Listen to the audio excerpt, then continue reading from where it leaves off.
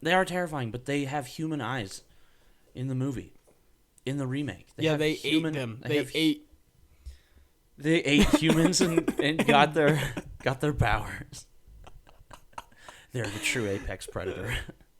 Not as apex as zombies. Oh, dude. How's that for a goddamn zombie tiger? How's that for a segue, huh? That's crossing the line. That's crossing the line. That movie crossed a lot of lines.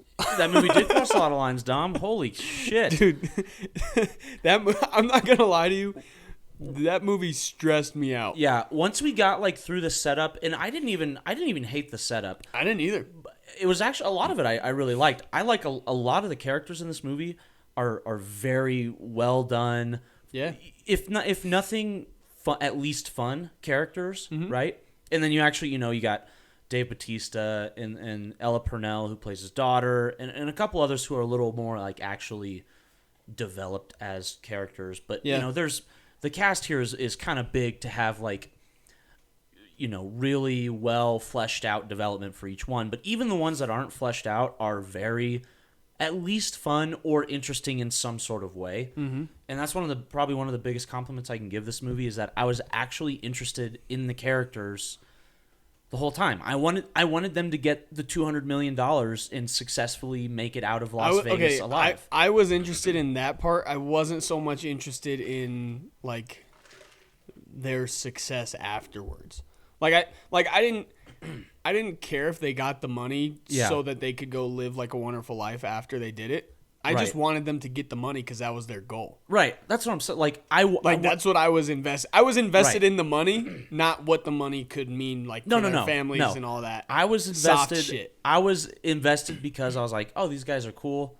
It'd be sweet if they didn't all just fucking die in Las Vegas. Yeah. Yeah. Dude, that. Slit of throat. Can I get a coffee? Sorry, that was random. Dude, my brain is. Dude, today. Lately I've been struggling to find the right like coffee amount in the morning. Yeah. The other day, this was stupid. I didn't drink any. What? Yeah. And I wake up at 4:30, Gus. Dom, don't even talk to me about when you wake up. Okay, Gus. That you sleep in Gus, you sleep in until 6 p.m. every day, you lazy sack of shit. You lazy bitch. No, and then what do you do? And then what? You just go back to bed or what? Listen, you eat dinner. You wake up and eat dinner. Wake up at dinner time, Gus. Have you no discipline? Shit. So this is what happened. Obviously not. Didn't drink any coffee. Okay. This is man, I can already. I felt pretty good. Like sometimes I get up and I'm like starting my morning routine and I was feeling good. But then like an hour into work, I was like, "Fuck this!" Like I was feeling so shitty, and I got a headache, dude, and I couldn't do anything. Here's the thing: if caffeine is so addictive and bad for you, then how come when I don't drink it, I get a headache, and when I do drink it, I don't get a headache? Dude, so it must be good for you. It cures headaches. Have you ever had those times where you've had like just one cup too much, and then you're just overstimulated for like the next 4 hours? That was today. I was like, dude, I hate that feeling. I told you how I drove past that dead black cat in the street. Yeah. Today I just drank so much coffee that like that shit like made me anxious. I was like, how did that get here? I was like jittery all day and like just stressed about. How did that cat get there? I was like so stressed about the littlest stuff. Oh man. All morning until about like noon. Yeah. And then it like wore off and I was like, life's not that bad. Dude, when I get overstimulated like that, like I get too much caffeine in my system, or like, so this happens like after workout sometimes too. Like I just like feel very active. I feel really good. I'm more inclined to say whatever is in my head. Yeah. And that gets That's me. Bad news. That's bad news bears. Bad news for old Gussie. So Anyway, we were talking about Army of the Dead. Army of the Dead. We were lucky enough to see it before it comes out on Netflix. Yes, not all theaters are showing it. I know. I was actually I really. I think only Cinemark here in town is showing it. Yeah, but both locations, Tinseltown and Carefree. There's only like 400 theaters across the really? Across, or 400 screens maybe even. Like it was very, very limited. I was actually surprised that this. I honestly thought if we wanted to see it, we were gonna have to like go up to Denver. Yeah. To see it, but yeah, they had showings, and we were lucky enough to catch a screening. And man, this is kind of it's kind of been Zack Snyder's year a little bit. Like he's now put out 2 movies that I have enjoyed very thoroughly, and I think most people have. And it's kind of like I just kind of like a jolt his career needed almost, because I feel like he really found his groove with filmmaking over the last couple years. Yeah, and like he's just found. I don't even know. I feel like he just like got in his flow with this and with Snyder Cut. Yeah, where like both of them are projects years in the making. But he he just put it all together in both of these movies, and especially this one. Like this one screamed Zack Snyder to me. Oh, 100%. Yeah. Like you watch this, and we were talking about this after we saw it last night. Like he always has his very distinct style that is like it is Zack Snyder. Right. But he also chooses like different themes and will just like stick to them. Like without wavering. Right. And that's what he did with this. That's what he did with, he did the same thing with Watchmen, with 300. Right. Where each of them they're all very unique, but you watch them and you can immediately point out that it's a Snyder film. He's so stylistically like in tune with his like his style. Like it's like I said, his style is a little bit different. Like the choices he makes, like with how he shoots a scene, like whether he's using still shots or handheld or he's pulling in or crashing, he kind of picks a certain, like you said, kind of a certain theme with his visuals in each movie. But I've never watched a Zack Snyder movie like it just randomly popped on and not been able to go, oh, that's a Zack Snyder movie. Like his style is so, I would say, varied, but also very consistent. I wouldn't even say varied. I would just say diverse. Yes, diverse. There's just so many tools in his toolbox, and this one in particular, because he was behind the camera for most of it. He was director of photography. He wrote it. He was behind the camera shooting it. Co-wrote, directed. I'm surprised he wasn't in this shit. It's his own original story. He co-wrote it. He directed it. Obviously, he was a producer with his wife, and he was a director of photography. Yeah, so he was behind the camera for most of the movie. That's crazy. A lot of directors know what they want in a shot, right. But then they have someone whose sole job is to make sure the camera work is good. A lot of directors could be their own DOP. Sure. Right? Tarantino's done it before. He did it with Death Proof. Mm-hmm. And a couple other people have done it like early on in their careers. Yeah, it's just when you get to a certain level, you can get when you get to a certain level, you have other people who do your job for you. Right. Exactly. Yeah. You can also have the money to hire guys like Roger Deakins, who's one of the greatest and they're gonna cinematographers just kind of they'll follow your vision. Right, and they'll follow your vision, but they bring something to the table. Yeah. Snyder here, though, I think because he understands like his visual style so well, to have him behind the camera, it just feels that much more like a Zack Snyder movie. Yeah. Just that little tiny bit, purely because he's actually behind the camera. I don't think he edited the movie. No. Someone else edited the movie. But anyway, it's cool too. Like this was unrelated to Dawn of the Dead, but it was like he went back to the zombie genre, right? Which a lot of people consider Dawn of the Dead his best. Like people love, and I've never seen it, so I can't speak to it. I think I have. It was a long time. I was like a sophomore. There's people that consider that his best film ever, and this was it's not related to Dawn of the Dead, but it's kind of like a callback to his earlier works. It's like a spiritual kind of successor. It's almost like, hey, I've still got it type thing. Oh yeah, and he does. Yeah. He does, and he nailed it. I think there's so much to love about this movie.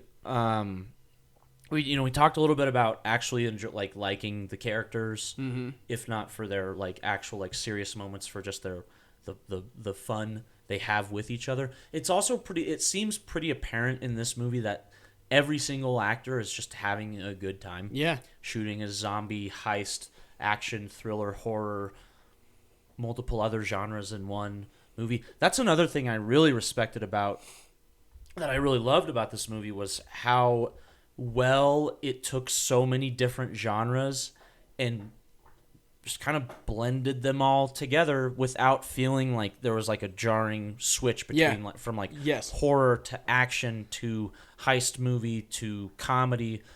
All of those elements, the comedy, the thrills, the scares, it all blended very well. They meshed together really, really well throughout. I think pretty much the whole movie. There was never a scene or a moment where I was like, oh, that was kind of a jarring shift from comedy to horror. It just it was just so seamless. It was paced very well. Very well paced. Yep. I think it probably could have been 15 minutes shorter. It was getting a little long for me there at the end. There were maybe I don't, and I wouldn't even say there were full scenes that I would want to take out. Maybe just kind of just tightening. I was just gonna say that tightening up the pacing between lines, just kind of compress it by 5 or 10 minutes, especially kind of near in the third act. I was never watching a scene and being like, oh, I wish this scene was over. Right. But we got towards the end of the movie and I was checking my watch. I was you're we can wrap it up. Close, it's been a while. It hasn't felt like 2.5 hours, but I feel like we're getting close to 2.5 hours. Exactly. We have to be at this point. These scenes just kind of keep going. Speaking of Zack Snyder's style, I think one of the coolest things that makes his style so unique is, and I actually wrote this one down, is his use of music. So this one, the entire first scene, and it's also kind of the introduction and the opening credits. The opening credits, right. Well, his opening credits tell a story, by the way. When you go watch this movie, pay attention to the opening credits because it tells it does the story so much of, setup that I don't care to hear about. Which is it's that is so intriguing to me, where he's setting up the story with all the stuff that he didn't really need to waste any time on, while also introducing the characters and doing opening credits, which most people don't do anymore. He's telling an entire movie in the opening. He's telling the story of the Las Vegas zombie outbreak in the opening credits, and it's set to Viva Las Vegas. Yeah. That's so cool. And set to the, but it's that style with this one being with Viva Las Vegas, with Watchmen, Hallelujah. That scene, those scenes have the exact same vibe, right? Oh, yeah. And then you're thinking of the times they are a changing. Hallelujah is when they're both do. Yes, Hallelujah is when they're boning in the. I know, and then it explodes. All right, yeah, same vibe though. Oh, exactly, same exact vibe. Same vibe for sure. Also, but you're right. Times there three was that in slow motion. Is that Bob Dylan in the opening of Watchmen? That's one of the greatest openings of all, because again, it's very similar. And then to this. It tells so much story. Yes, in such a contained, exactly, and it's just showing us. Again, there's no expository dialogue, anything. It's just these really well put together shots, matched up super consistently to music, and it tells an hour worth of story in 4 minutes, which I think is Zack Snyder is a surgeon with that kind of storytelling. Yeah, his visual storytelling, especially in moments like that, is unmatched. Well, and I think it takes a lot of skill to be able to, like you said, tell a story in such a short amount of time. But he's not it's kind of a double-edged sword, because he's showing us in this intro all of the stuff that I wouldn't really care to see in the movie. We don't need all that exposition in the actual film, right? But also that 4 minutes is very enticing, very fun to watch. Oh yeah. So it's all the stuff that I don't really care about, but it's set in such a way that is just like fascinating and like so entertaining. And the way that he sets up all of his characters too was like almost, it was like video game-esque. Like, and all the action was this movie felt almost like a first person shooter. So many moments. That's what it felt like. And also that's one of speaking of action, one of Zack Snyder's again, one of his biggest skills is how well he shoots action sequences. Mm-hmm. Like his work in like Batman v Superman, Snyder Cut, Man of Steel, this movie, Watchmen, the way he shoots fight sequences is very kinetic while also very clear. Mm-hmm. He has a very good ability at like taking wide shots with close-ups, having, very few cuts, between different shots, and putting together an action sequence that is just, there's so much energy there, and you can feel how raw it is, and it feels on screen. It feels three-dimensional. I feel like with action scenes, it's easy to get stuck in like either just the horizontal plane or just the vertical plane. Right. And he comes at it from all directions, right, where it's like it's in your face, but it's not necessarily overwhelming because it feels real. Because it feels real, and there's never like a moment where you're like, whoa, how did they get from there to there? All of a sudden, it's never choppy. Right? It's never choppy. It's very, very, very fluid. Yeah.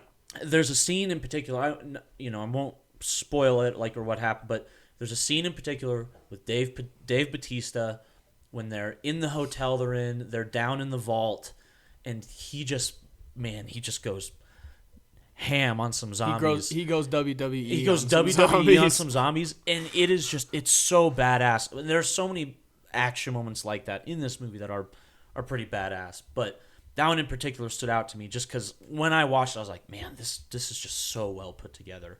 And Zack Snyder does such a good job of putting action sequences like that together. I think that we should probably talk about Tig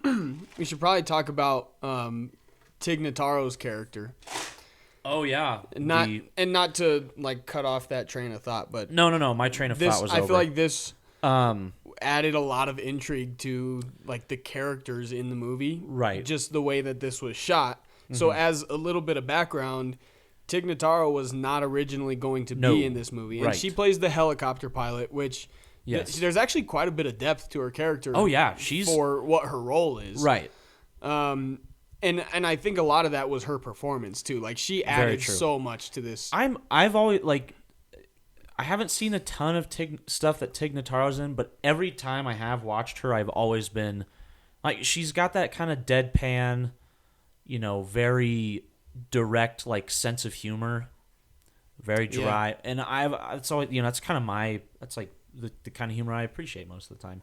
And I've always found her to be hilarious in what I've seen her in. And now it's been limited, but I think she does. I think she does stand up comedy, which it shows. That's her, when she's on screen. Yeah, she acts like a comic. Yes, she's very much in her roles, and it's natural like a comic. She's not a comedic actor. She's a comedian. Yes, she is a stand up comedian. Yep. But she still does really well on screen. Right, because she's not actually on screen. She's not actually in camera. She's not. She's on screen, but she's on a screen. She's on a screen, and she's never in camera. Let's put it this way. Let's put it this way. She watched this entire movie before she even acted a single scene. Yeah, or recorded a single. She watched this movie with another actor. With Chris D'Elia. Yes, as her. Yeah. So Chris D'Elia was taken off the project because of I don't know I think it was sexual harassment claims. Multiple sexual harassment claims. That's not a quote, by the way. So he was... What's not a quote? It's not verified. Not verified. Not verified. Alleged. I don't know because that's why I said claims. I know nothing about it. It was he got in trouble. He got in trouble. Big trouble. He got himself in trouble. I don't know. He alleged. So Snyder brought Tig Notaro on. But yeah, she watched the entire. Imagine watching the movie with Crystal Lee and be like, I bet you she was just sitting there like, I wonder if he did do it. Every scene he's in, just like, I'm gonna replace him. I wonder if he did do it, dude. How weird, how strange would that be though? I know. This movie was done when she got her role. When Zack Snyder called her and was like, "Yeah, hey." I was actually reading. Oh, you sent that to me, or no? Maybe I read it. But Tig Notaro talked about how like Snyder didn't really give her any direction. Yeah, he was like, "Yeah, just read the lines, and in that do it your way." In that same article, she said that when she was like offered it, her agent or whoever is like in charge of her bookings or whatever. I think it's an agent. Would it be? Yeah, whatever. Sure. I guess they like came to her, and the way that this article made it sound, at least, was they were like, "Hey, Zack Snyder wants you for this role." Right. She took that as like, "Oh, I'm gonna go audition." Right. With a handful of other people, and her agent was like, "No, Zack Snyder wants you for this role." Like she was his choice. Yeah. And that was it. There was no casting, nothing. He's like, I want you. So she got this script. Mm-hmm. The production for this movie was wrapped up in 2019. Right. She got the script and recorded during COVID. Yep. So she did it all by herself. Mm-hmm. The way that I understand is that she went to the studio and it was her and a green screen. I think it was her, a green screen, and like the director Snyder. Yeah. Like that was it. So she was saying like she had no idea like where she would be as far as depth wise in the shot. Right. She was just acting the roles and trusting that they were going to place her where they should be. And she even said there was Shut the fuck up. She said that fuck you, there was a couple times where she like just got the sense while they were filming that like she would be like blurred out in the background or this would just be like an off-screen type line. But like she had no idea how she was going to fit in. She watched the movie, but that only gives you so much as far as you don't know how much they're going to take out or then what you they're go going to scene change. by scene, and she did the entire thing in front of a green screen by herself in a room. Like that's crazy. And by the way, it looked good. You really, unless you're us, and I was kind of looking to see if you're not looking. It is 100% seamless. Mm-hmm. I would have thought Tig Notaro was in every single scene she was in when they originally shot the movie. What I noticed more than like, I think that her character maybe stood out a little bit, but like it was digitally added to the final cut. So what was most notable? What was most noticeable? There you go. Thank you. Was scenes where it was like a wide shot and you could see her full body because it didn't match. It kind of looked like Crystal Lea's body with Tig Notaro's face on his body. Like it may have been, but I mean Tig Notaro's like kind of tall and lanky like Crystal Lee is, so their body types actually are pretty close to similar. I also noticed there were more scenes where she was by herself. Like there, but I think that's how it was originally shot. Though, maybe so. Like all the helicopter scenes. We'll never know. I kind of want to know. I kind of do too. I kind of want to see how did Crystal Lee do? I mean, I used to listen to Crystal Lee a lot, and then all this stuff happened, and I kind of stopped. But I mean, I don't know. I thought Tig Notaro's performance was great. I'm shocked they didn't just go with her in the first place. For what it was, like I thought she did a great job. Oh, she does. She doesn't. She was easily one of like this. As far as like kind of more of the funnier characters go, or the more like stylistic characters go. She was for sure. A standout. I would say she was probably my second favorite character. I would put her up there with Dave Bautista and Ella Purnell. Neither of them are honestly. Here's the thing. I didn't really hate any of none of these liked, characters I watched. And I was like, what was his name? Vanderho.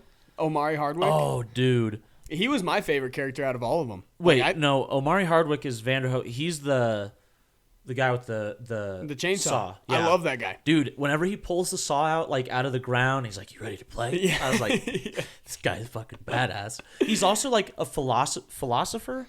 Yeah, he's like a philosopher. Yeah, in the movie, like.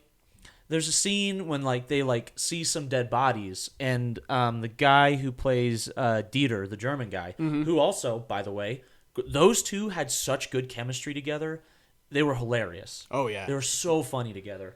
But he like points out some dead bodies, and Vanderoe like starts talking about it, like, what if like that's us in like a different like version of reality, and we're just like reliving this. Like he actually like he waxes philosophical a lot in this movie, and it works.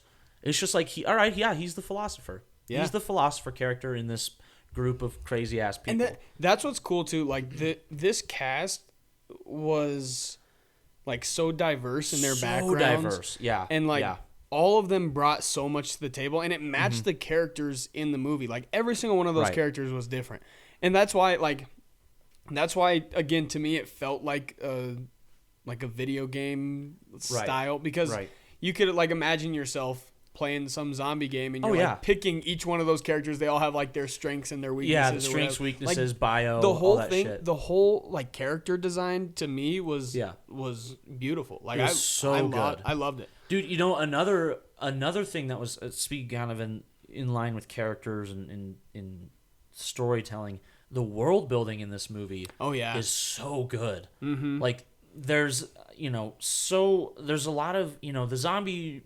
I feel like the zombie genre, there's not a ton of like ways you can vary the story. Like either you have slow zombies or fast zombies. There's smart zombies or dumb zombies. Smart zombies, dumb zombies. Smart bonzies. The outbreak just started. The outbreak's 2 years in the was 2 years ago. But this movie has like a lot of original, unique, interesting takes. Like even from like the fact that the outbreak is contained to a single city. The fact that, it's been like a year and normal life exists outside of Las Vegas. That's what was most interesting to me, and we barely even saw that. Yeah. Like, that was fascinating that they were going into Las Vegas, and like they were leaving their normal lives. Also as like mechanics and fry cooks like that was life went on, and the fact that the money in that vault still had value. Like that's something that you don't see a lot in zombie movies, because they're all like end of the world. Like the most valuable thing is like water or gasoline. Like you're not gonna find. You don't give a shit about. You don't give a shit. Yeah, you want bullets, water, and gas. Exactly. And a car. But these people were like, "Oh, zombie apocalypse. Let's go get the money. Let's go get that. Let's go get that bag, bro." That's such an interesting. Oh yeah, and also take on the zombie genre. That and sentient zombies. Yeah. The fact that that might be a spoiler to say where the zombie came from. Should I? No. It's the opening scene. Probably don't spoil it. Yeah, okay. But just, the like where the zombies come from, the fact that there's like sentient like zombies that can like think, that like offer sacrifices and like actually like don't just eat real people. They like actually want to turn people into like crazy, like really cool, interesting world building. Like when you watch most zombie movies or shows now, it's like, all right, I know we're gonna hit some of these beats, but maybe the characters will be cool. And like you don't really get in. I was invested in the world that Zack Snyder built within this story. Well, it was actually cool. And again, see. He told us all that we needed to know. Yes. Within that first 4 minutes. Yeah. Or during the opening credits, which is about a 4 or 5 minutes, I would guess. There's like 5 minute opening scene, 4 or 5 minute credits, and then we go. Yes. Right. And like he did that brilliantly. Where also you're like, how did Vegas end up like this? You get scenes of like early outbreak. You get scenes of like, I don't know, stripper zombies. It's all just people like military parachuting it, like the whole thing. Where you can kind of see how it would play out over time, and we're not really told exactly how long it's been, but like you could, I don't know. He accomplished so much in such a little time at the beginning that it allowed him afterwards to just really be as creative as he wanted. Yes. To spend as much time on the action as he wanted. Right. Because he got all that other stuff out of the way.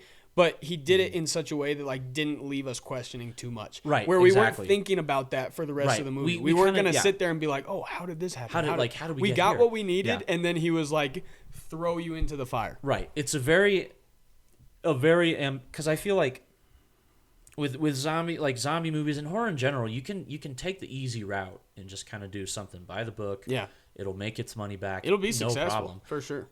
This movie, because it doesn't do that, it feels like it just feels so ambitious. Like it felt like such a fresh, ambitious the whole thing. There, Yeah. you could feel that drive behind the action, the script and the direction. The whole time you could just feel like they were really trying to do something different with the genre, the main genre, which is zombie outbreak. I think that word "fresh" is like the main, like that's the key, because it was such a fresh take on the genre. It would be, and we've even before in movies, we've watched movies and been like on the pod, we've talked about like, oh, I feel like I've seen that before. Right, like The Little Things. Yeah. Perfect example. Yes. Seen that 100 times. Exactly. And it would have been so easy for this movie to be that. Yes. It would have been so easy for this to be just like every other zombie movie we've seen. Mm-hmm. I still would have watched it. It probably would have been okay. Probably would have been all right. But because it was so much different. But also, what did we say about The Little Things? We said it was good. It was good. That's all we had to say. And this movie gave us so much more than what I would have expected from this genre. So much more than what I was. Yeah, my expectation, it exceeded my expectations. Leo's licking the entirety of my leg right now. Yeah. Is he? My leg is soaked. Hey, buddy. Do you mind? That tastes good? Hey, do you mind? You're not going to bite it off, right? I love you. Oh. Good job. Oh, good boy. Not to get off track, but how's his leg been? Is it healing okay? Not sure. Well, I mean, I took him to the vet. Is he not Is he hobbling around still? Hobbling a lot less, but like that's good. He's still like bracing himself. You like can tell he points his leg out to the side a little bit, and he like won't sit normal. He like sits with it like out to the side. Right. But they like he got his stitches out, so no more cone on the head. Oh, yay! That's good. No more cone of shame. That's good, Leo. No more cone. Go get your toy. Go on. All right. What do we? I'm interested to think I'm interested to hear what you have, as far as like negatives go. 'Cause I have a couple. I feel like most of mine are kind of nitpicky. You want big or small first? Let's do big first. The big is that I thought the script was horrible. You thought the script was horrible? I hated the script. You thought it was horrible? Yes. I thought the dialogue, the comedy. That's it. Okay. The jokes. Yeah. The jokes were funny, but they were natural. Yeah. And like I don't. Those jokes were I'm not going to give Zack Snyder credit for the comedy because no. All of the actors. No, sorry, those were written. Zack Snyder's not a guy that like. Okay. Except for like Tig Notaro. Fine. I bet you Tig Notaro's lines were fine, probably very not. Then there is the silver lining in a script that was otherwise gray. There was nothing in that script that interested me. I disagree. I thought the whole like relationship between Dave Bautista and his daughter, like I thought it was boring. Really? It seemed like I just was not interested in that, in like his motivation and his story of like, oh, I thought that you hated me. Like it was stupid, dude. I could not stand that. I hated that script. I'm not trying to be tough on like the entire time. Every time there was like a line, I was like, oh well, that was kind of dumb. Like I don't know. I didn't hate it. I thought it was fine. It was dry. I didn't think it wasn't like it was dry and it was kind of unnecessary. Like a lot of it didn't need to be said. It could have just been an action movie. I disagree because it didn't. I don't think the script added anything other than the jokes. I think the script. I think with Dave Bautista and his daughter, I think that did add a little bit. It added. She's not his actual daughter. Well, I just don't know her name. Ella Purnell. That's the one. I only know her name because I looked it up after the movie. But I agree with. I mean, it wasn't by any means like great writing, especially those moments. But it wasn't so bad that it took me out of the movie. Like I was still invested when those moments were happening. I mean, I don't think it took me out, but I don't know. It was a little bit distracting for me. I didn't find it distracting at all. I still don't. That's still the script is still like a criticism I would have. Yeah. But not to the point where I'm like I can't. I think partially because I had how it was written. I think partially because I had like kind of a similar issue with like previous Zack Snyder movies. Yeah. To where it's starting to like become a theme where when I watch a Snyder movie, I'm just expecting the script to not be great and the dialogue to not be great. Right. It's almost that it was like kind of annoying me because I was so ready for it. He spends so much time. I time. don't know if that makes sense, but I was like so prepared for a bad script that when I like heard what I perceived as a bad script, I just like shut it off. Like, I don't care. He spends so much time on visuality. Sometimes he kind of. It's like you spent, this many days thinking about how you were going to shoot it, and you spent like 10 days less thinking about how you were going to write it. Yeah. And you should have added those 10 days and then just released the movie a little bit later. Sure. But again, the script for me was, in parts just kind of, some of the lines were like, oh my God, I can't believe they just said that. Yeah. But for the most part, I didn't hate the script. I thought it did its job and it fulfilled the purpose for 90% of the runtime. Yeah. And then there's just that 10% of moments where I was like, okay, that was a little over the top or just kind of pointless or dumb even. But I didn't hate the more serious moments. I kind of enjoyed the more serious moments. Yeah. Especially because there are a lot of times where those serious moments are juxtaposed by like instantly shocking follow-up moments that actually have like that have a lot of effect on the characters themselves and like how they move forward basically. Yeah. I can't really talk about them because they would be very spoilery, but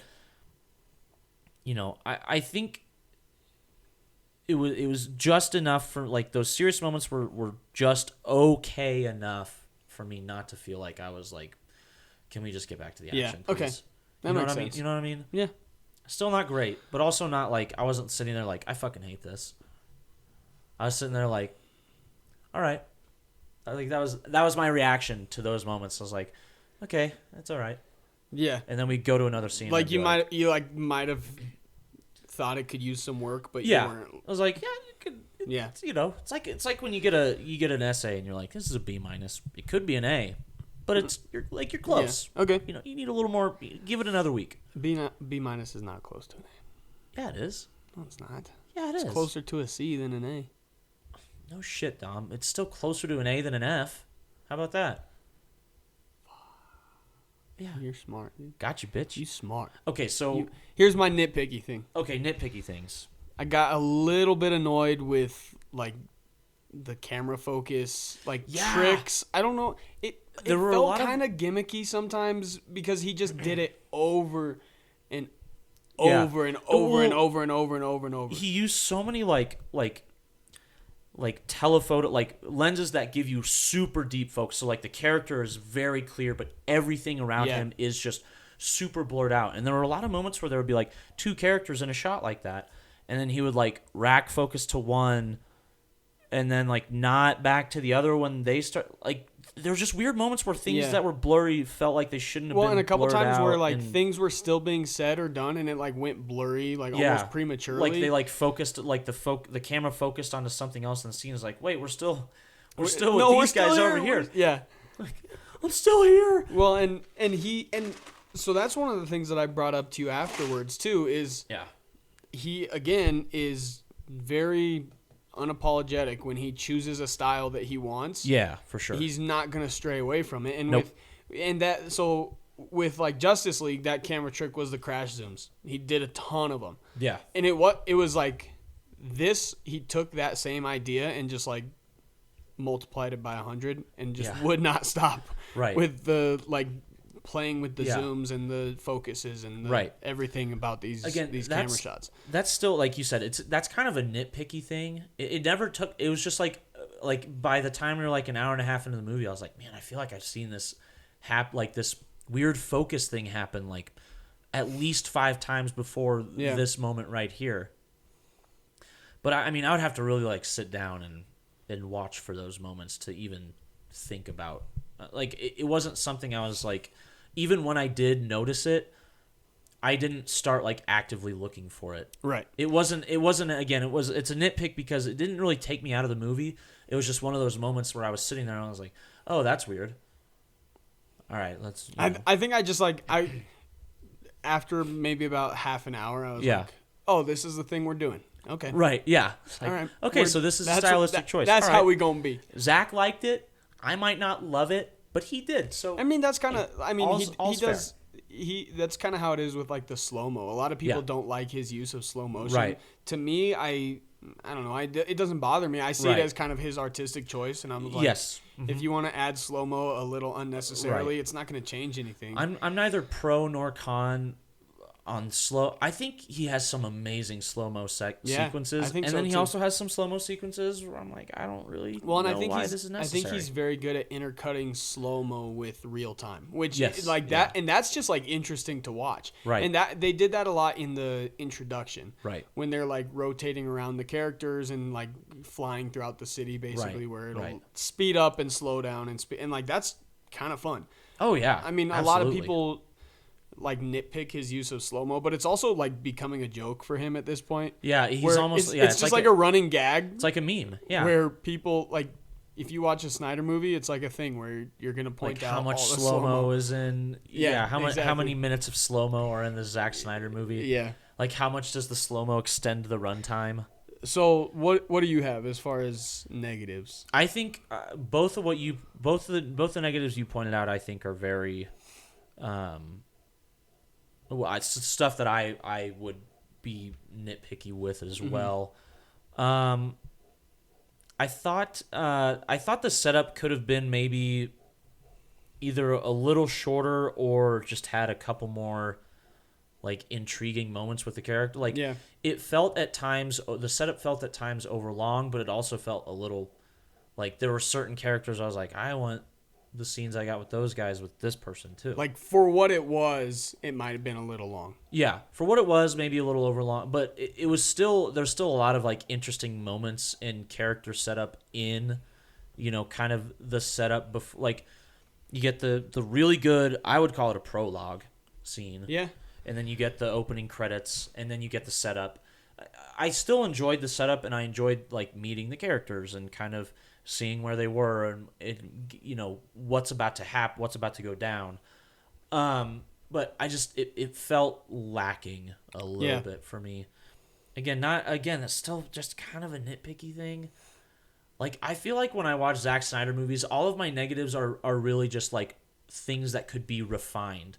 I never have a negative where I'm like I hated that. Mm-hmm. Like I actually hated that. I think part of that is because it's like we talk about his movies are so stylized, and his films are more artistic than a lot of directors out here, and so it's kind of hard to it's hard to nitpick art. To me, it's so very clear that he has his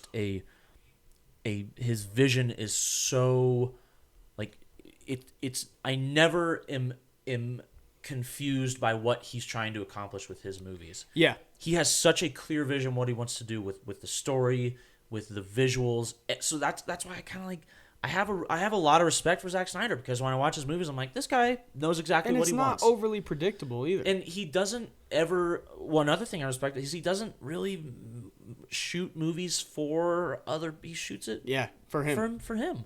He shoots it the way he likes to do it. And I got mad respect for that, and I also just kind of happen to like most of the movies I think he does good movies. Yeah. I don't know. I'm trying to think if I had any like glaring negatives. What did you think about the ending? I thought it was good. It's been polarizing. A lot of people who have seen it, a lot of critics who have watched it are kind of split on the ending. I loved. I'm pretty sure I actually looked over at you after and I said, I love that ending. Like, I did too. I thought it was great. I thought it was very well done. I can understand why people might think like, oh, they're just setting us up for something else. Yeah. I don't actually think that really was Zack Snyder's intent with that final scene. Yeah, I don't think so either. And I think the ending will and should surprise a lot of people. Oh yeah. I think thematically it works too, because it kind of ties back to what some of the characters talk, like when I was talking like how like they're like in a circle and things are just things are just kind of repeating themselves. It kind of ties into that theme that they set up earlier in the movie, and I think that's kind of a cool little like call back to that moment and the way like it connects with the characters that are involved in the ending. I thought it was really well done. Yeah, It didn't feel to me like they were just like there's a sequel coming. No, I didn't think so either. I didn't think so either. Which was kind of nice.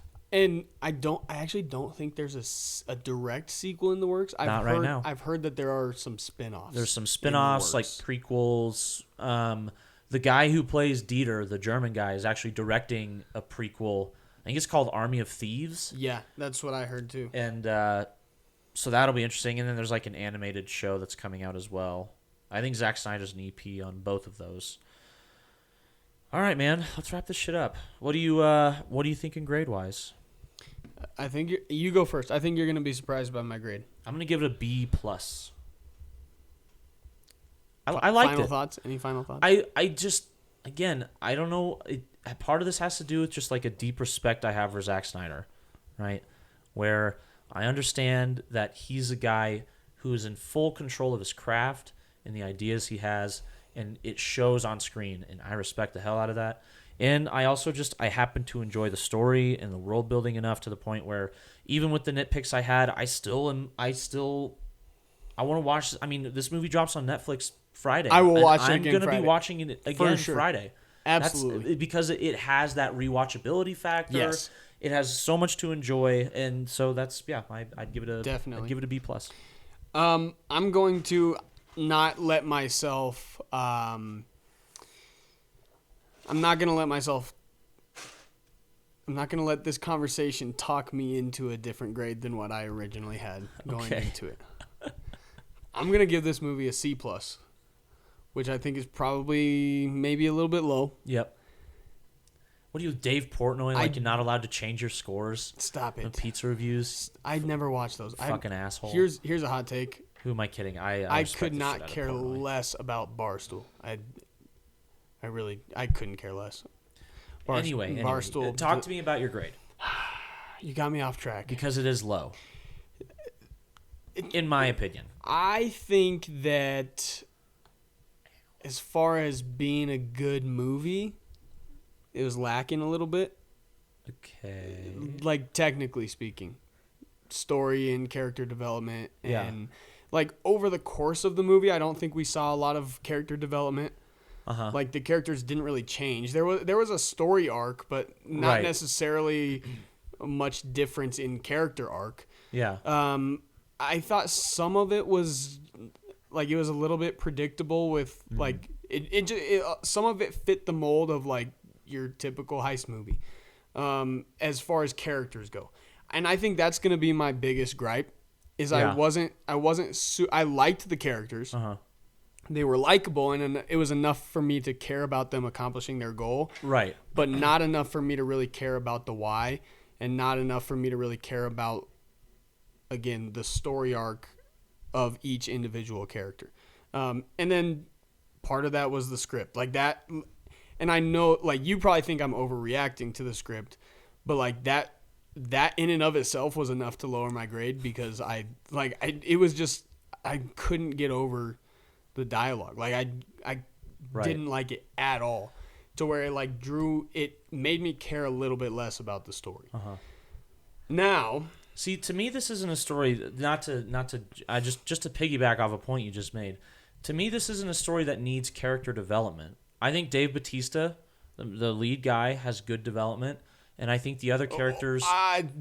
I disagree with that, though. You disagree? I think he had bad character development because his character was written poorly. I disagree. That's fine. I know it's fine. That's fine. But also, fine. To me, this isn't a movie that needs. I don't want character development in this movie. I just want characters that I can have fun with, that I recognize as like kind of cool people, and that's it. Okay. So let me finish my final thoughts. All right, give me your yeah. This movie was fun as hell. Yeah, and I loved every second of watching it. Yeah, I did. But you're gonna bag it because there wasn't character development. I'm going to give it a lower grade because there's a lot more that goes. There's a lot more drama. There's a lot more that goes into a movie than just being fun to watch. Gus, I agree. So that's why I'm giving it a lower grade. I didn't say I didn't like it. I know. I just don't understand the part about character development.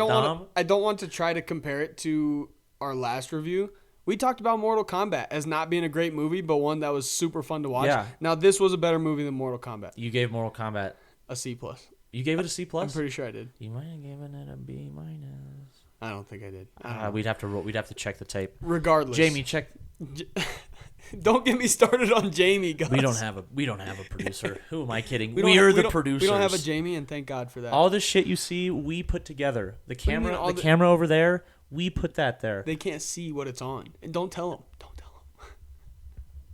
It's definitely not a Christmas tree box. Oh, there's a tree in there. There's a tree in there? Yeah. Oh, yeah. Hell yeah. You think I just have an empty Christmas tree box laying around? That would make sense. Final thought, though. Final thought. Yeah. Something that really stuck out. Like, yeah. It's exactly how I opened this podcast. That movie stressed me out to the max, dude. And it wasn't really scary. There were some horror elements. There's some horror elements, yeah. I wouldn't say it was scary. No, but like terrifying. It was nerve-wracking. Like my heart was pounding the entire time. And that was part of the brilliance of Zack Snyder's directing and his camera work. Is like that movie was freaky as shit. I was fucking stressed. Yes, dude. Like I was sweating. I was very stressed. I told you, like when we were walking out, I was like, man, I overdressed. Like I had like a jacket. I was like, I needed to have like a tank top and shorts on because I was like this movie. I was so sweaty. This movie is like anxiety inducing. Oh, it is anxiety to the max, bro. It cranks the suspense up, and it's like it's weird because it's very like it's comic book esque. It's video game esque. It's almost like parts of it. Because obviously there's like CG involved, but it like almost feels animated to a degree. A little bit, yeah. But it was stressful. Dude, it was. Just thinking about some of the scenes, like as we're doing this review, I'm like, even in my head, I'm like, fuck, dude, that was intense. Yeah. Like that moment was so intense. That's the word. It was intense. And really, it was very intense. The third act does not let up on the intensity. Nope. At all. Nope. The final 40 minutes of this movie are just nonstop, foot to the floor, 120 miles an hour. Yeah. But the first two acts still have a lot of that too. Oh yeah. It's just that third act, holy shit. Yeah. Holy shit, it ramps up. My God. So anyway, I loved this C+ movie. Well, since you gave it such a dumb grade, you're gonna take us out. Dude, we're both wearing fish hats. Oh yeah, I got my pad hat on. Dude, that's a dope fish hat. You like that? I do like it a lot. All right, Dom. All right. Where can they? So listen, people. Yeah. We need to have a talk. Oh, are we gonna talk about like hating puppies again? No. Oh, okay. No, Gus, but this is serious stuff, dude. I'm sorry. This is a serious business we're in. It is. That we make a lot of money off of.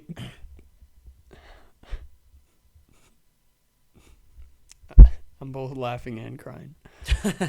I'm crying in my jorts right now. Yeah, so listen, people.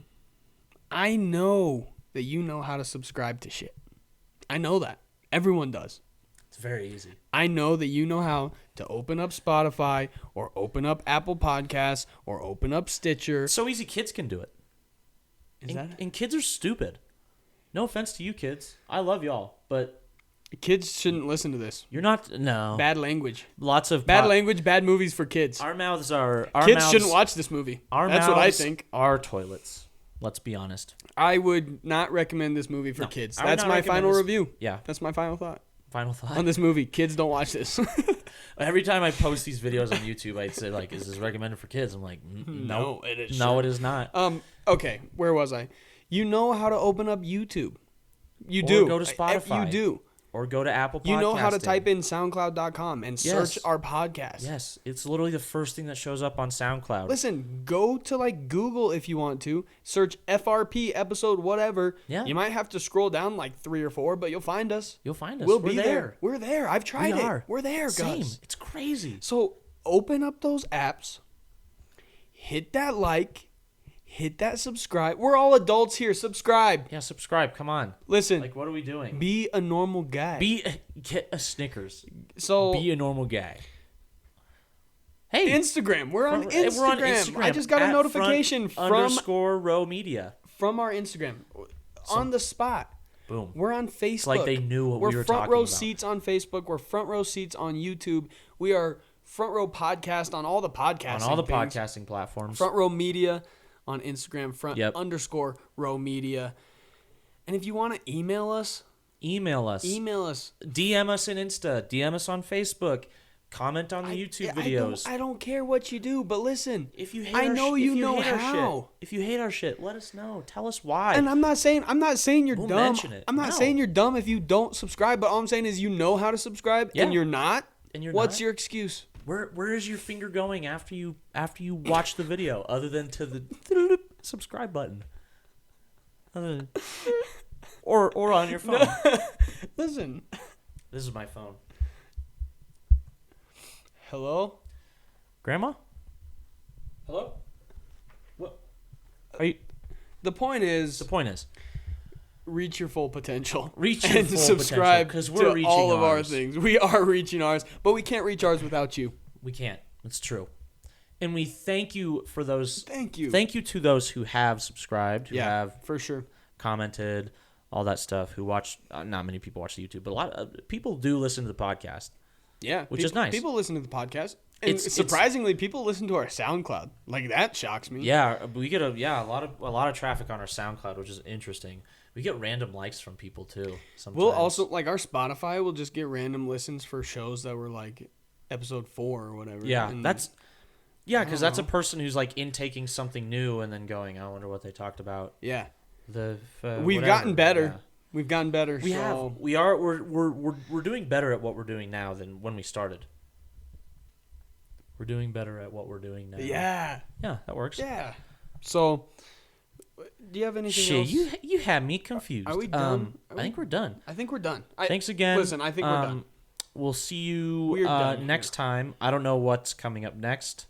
Oh, probably Beyond Thunderdome. Yeah, we're finishing up Mad Max. Beyond We got 2 Thunderdome. left. Oh, we just dropped Behind the Front Row, the first episode. That one, not gonna lie, last week. It's getting some good listens on Spotify. Is it? People like it so far. I think people have been it's been well received. It's a little new, it's something we hadn't really. It's a little raw, a little vulgar at times, a little more vulgar than we already are on our normal show. But it's good stuff. If you don't always like listening to movie podcasts, honestly, I don't blame you. Some of the movies we do are like a little off the wall, weird. too. Yeah, a little weird, a little crazy. Especially in the beginning, like we were just doing weird movies that. Yeah, because we had to do like streamers and just random, It was fun. Shit. They were good. Like we don't do movies that we wouldn't recommend most of the time. Once I think we kind of got in the pocket around Halloween time when we decided, okay, weird random movies we need to like segment off into like their own, like Front Row Frights. Halloween time? You mean when we sat down and we released 5 podcasts in 5 days? Dude, that was wild. We did so much. Yikes! That was a long week. Do you remember? I mean, shit, dude, we've done a lot of. We've done 37. We've done 37 shows. Yeah, that's crazy. In less than a year, which I think is pretty good. In 8 months, we've done 37 shows. It's pretty good. Pretty solid. And we've got more coming. We've got a whole lot more coming. So we'll talk non-movies and Behind the Front Row, or sometimes movies. Hey, we got a BTFR episode 2 in the can. We do. I don't know when I'm going to drop it, but and that's the thing with the BTFR, we never know when we're going to record them, and we never know when we're going to drop them because it's just like you can't force it. Right. Usually it's just we're sitting down talking about something, and one of us just hits record, and we're just kind of we're just dicking around to start the actual show. It's always like what goes on before the show. Like I get here, I got here at 7 Behind tonight. the Front Row. I got here at 7 if you tonight. Will. And we did not start recording until 8:30 because we were just fucking around for an hour and a half. And it's 9:18 now. Yeah. I think it's time to go. I think we did it. Yeah. Hey, we did it. Thank you again. We'll see you next time. Are we cheersing? Cheers, bitch. All right, let me take these headphones off. Salud. Salud. Bon ami. That's something people